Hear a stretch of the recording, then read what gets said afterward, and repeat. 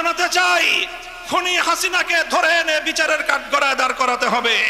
মোদিকে বলতে চাই, শেখ হাসিনাকে ভারত থেকে বের করে দেন, নতুবা বাংলাদেশে আপনার দূতাবাস রাখা হবে না। এই শেখ হাসিনা এখন গিয়ে খুনের নেশায় মাতাল হয়ে নরেন্দ্র মোদীর সাথে আখড়া করেছে। যদি সেখান থেকে বসে বাংলাদেশের স্বাধীনতার উপর কোনো হস্তক্ষেপ করার চেষ্টা করা হয়, তাহলে বাংলাদেশের মাটিতে ভারতীয় দূতাবাস থাকতে পারবে না। শেখ হাসিনার বিরুদ্ধে বাংলাদেশে বিভিন্ন থানায়, আদালতে হত্যা মামলা দায়ের হয়েছে। আমি আহ্বান জানাতে চাই, খুনি হাসিনাকে ধরে এনে বিচারের কাঠগড়ায় দাঁড় করাতে হবে। প্রিয় সাথী ও বন্ধুগণ, বক্তব্য শেষ।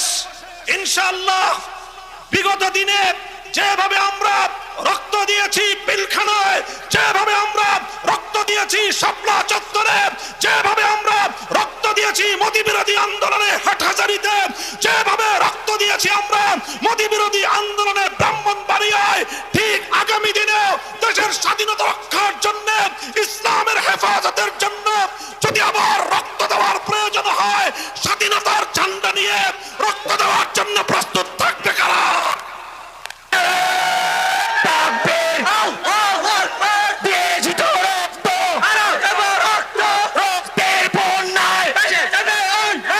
এখন আমাদের সামনে বক্তব্য রাখবেন ব্রাহ্মণবাড়িয়ার কৃতি সন্তান মুসলিম আলেমদ্বীন হেফাজতে ইসলাম বাংলাদেশের কেন্দ্রীয় সিনিয়র নায়েবে সিনিয়র যুগ্ম মহাসচিব হযরতুল আল্লাম কুতুবে বাঙ্গাল জুনায়েদ আল হাবিব।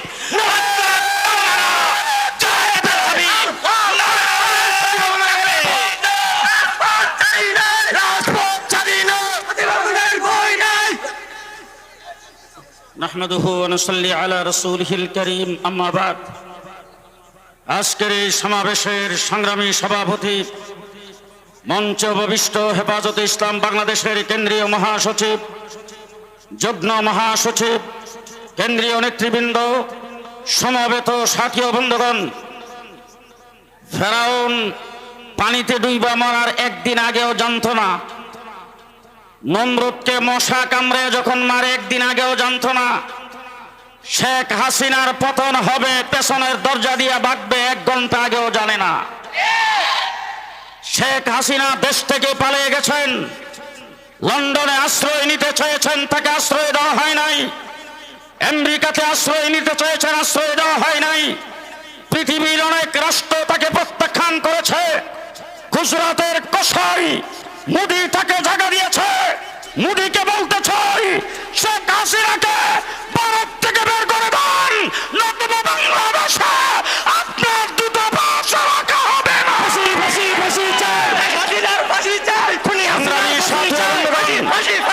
সংগ্রামী সাথী ও বন্ধুগণ, ব্রাহ্মণবাড়িয়ার কুলাঙ্গার মুক্তাদির, সেই কুলাঙ্গার আমাদের শ্রদ্ধাভাজন মুফতি মুবারকুল্লাহ সাহেব, মৌলানা সাজুদুর রহমান সাহেবের নাম কটূক্তি করে মুখ বেশকে উচ্চারণ করত। এদেশের আলেম ওলামায়ে কেরামকে নির্যাতন করেছে, দিয়েছেন, জীবন দিয়েছেন। বাতিলের বিরুদ্ধে, জুলুম জালেম সরকারের বিরুদ্ধে মুসলিম হয়ে যারা কারাগারে নিক্ষিপ্ত হয়েছিলেন, আজকে তাদের জবাব দেওয়ার জন্য আমরা এখানে হাজির হয়েছি।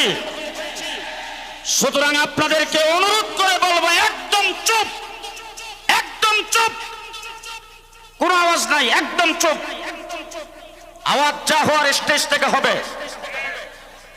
আপনারা যার যার মতো করে আওয়াজ করবেন না। যারা এখানে উপস্থিত হয়েছেন, মাঠ শুধু নয়, মাঠের আশেপাশে চতুর্দিক কানায় কানায় ভরপুর। এখন পর্যন্ত আমরা খবর পাচ্ছি যারা এখানে উপস্থিত হয়েছেন এর কয়েকটা লোক এখনো রাস্তায় আছেন। গোটা ব্রাহ্মণবাড়িয়া শহর আজকে অচল হয়ে যাবে। আমরা মুসলিম, আমরা আজকে সমস্ত মুসলমান এই জায়গায় এসে হাজির হয়েছি একমাত্র আল্লাহ পাকের শুকরিয়া আদায় করার জন্য একটি জগদ্দল পাথর যা 17 বছর জুলুম করেছে পেছনের দরজা দিয়ে পালিয়ে গেছেন। ইউটিউবার এবং সাংবাদিক ভাইরা যারা এসেছেন, আপনাদের কাছে সবিনয় অনুরোধ, আপনাদেরকে ধন্যবাদ ও মোবারকবাদ জানাচ্ছি। আমাদের এই সমাবেশকে কভারেজ করার জন্যে, রেকর্ড করার জন্যে, বিশ্বময় সেটাকে প্রচার করার জন্যে আপনারা যারা সউদ্যোগে এখানে এসেছেন, আপনাদের শুকরিয়া আদায় করি, আপনাদেরকে ধন্যবাদ জানাই। তবে আমাদের সমাবেশ পরিচালনায় কোন প্রকার কোনো বিঘ্নতা ঘটুক, এইটা আমরা আপনাদের দ্বারা চাচ্ছি না। আপনারা যারা এই মাহফিলে শ্রোতা হিসাবে এসেছেন, পেছন থেকে তাদের স্টেজে দেখতে অসুবিধা হচ্ছে, এই জন্য আপনাদেরকে অনুরোধ করব সামনের জায়গাটুকু একটু ছেড়ে আপনারা যদি একটু সাইডে যান, তাহলে পেছনের মানুষগুলি যারা হাত উঠে প্রতিবাদ করতেছে তাদের প্রতিবাদ আর করা লাগবে না। আপনাদের কাছে অনুরোধ, আমার ভাইয়েরা 2021 সালে রক্ত কে দিয়েছে? 2021 সালে রক্ত আমরা দিয়েছি, জীবন আমরা দিয়েছি, রক্ত আমরা দিয়েছি। আমার 17 জনকে পাখির মতো গুলি করে হত্যা করা হয়েছে। তারপরে আবার আমাদের বিরুদ্ধে মামলা, গ্রেফতার আমাদের কি করা হয়েছে? বৎসরের পর বৎসর কারা প্রকোষ্ঠে রেখে নির্যাতন করেছেন। যে সকল ভাইদেরকে গ্রেফতার করা হয়েছিল ব্রাহ্মণবাড়িয়া থেকে, আমরা যারা মুসলিম হয়েছে, যারা জেল জুলুম নির্যাতন ভোগ করেছেন, তাদেরকে দেওয়ার মতো কিছুই নাই, তাদেরকে দেবেন আল্লাহ। দুনিয়াতে যা দিবেন গত 5 তারিখে দিয়েছেন, দুনিয়াতে যা দিবেন 5 তারিখে দিয়েছেন, সামনে আরো পাবো ইনশাআল্লাহ। তবে ব্রাহ্মণবাড়িয়া হেফাজতে ইসলাম হযরত মাওলানা মুফতি মুবারকুল্লাহ সাহেব, আজকের সমাবেশের যিনি সভাপতি, হেফাজতে ইসলাম বাংলাদেশের যিনি কেন্দ্রীয় মহাসচিব, ব্রাহ্মণবাড়িয়ার কৃতি সন্তান শহীদুল হাদিস হযরত মাওলানা সাজিদুর রহমান সাহেব, ওনারা সিদ্ধান্ত নিয়েছেন যারা মুসলিম হয়েছে, কারাবরণ করেছেন, তাদেরকে পাগড়ি পরাইয়া দেবেন। হয়তোবা এমনও হতে পারে তাদের কাছে হয়তো লিস্টে নাম আসে নাই, এমন কেউ বাহিরে থাকতে পারেন, অথবা এখানে উপস্থিত হয় না এমন কেউ থাকতে পারেন। যদি এরকম কেউ বাহিরে থাকেন, তাদেরটা পরে ব্যবস্থা করা হবে। যারা নিহত হয়েছেন, শহীদ হয়েছেন, তাদের পরিবারের কাছে আমরা দাঁড়াবো। 2024 সালে কোটা বিরোধী আন্দোলনে ব্রাহ্মণবাড়িয়ায় যারা নিহত হয়েছেন, তাদেরকে আমরা সম্মাননা ক্রেশ দিয়ে বরণ করবো ইনশাআল্লাহ। সেটার জন্য আলাদা অনুষ্ঠান হবে, সেই অনুষ্ঠানে আপনারা উপস্থিত থাকবেন। ওইটার জন্য শুধু ক্রেশ প্রদান অনুষ্ঠান হবে, সেই অনুষ্ঠান আমরা করব।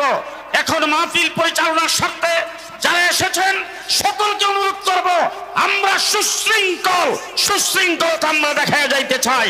সুতরাং চুপ করে বসবেন, আওয়াজ যা হবে স্টেজ থেকে হবে।